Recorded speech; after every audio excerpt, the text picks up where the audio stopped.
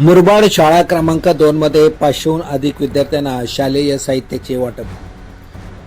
28 जुलै 2026 मंगळवार रोजी मुरबाड तालुक्यातील जिल्हा परिषद शाळा मुरबाड शाळा क्रमांक 2 येथे सारा आकाश ट्रस्टच्या वतीने 500हून अधिक विद्यार्थ्यांना शालेय दप्तर व शालेय किटचे वाटप करण्यात आले।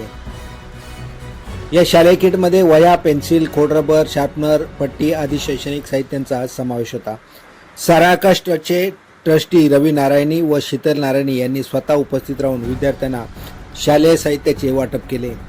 या उपक्रमाच्या यशस्वी आयोजनासाठी सारा आकाश ट्रस्टचे कार्यकर्ते नथू पारधी व प्रकाश मेंगाळ यांचे मोलाचे मार्गदर्शन लाभले।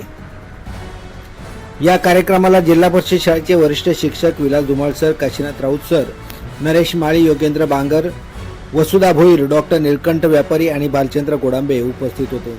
शिक्षकांनी विद्यार्थ्यांना शालेय साहित्याचे वाटप करून या सामाजिक उपक्रमात सहभाग नोंदवला।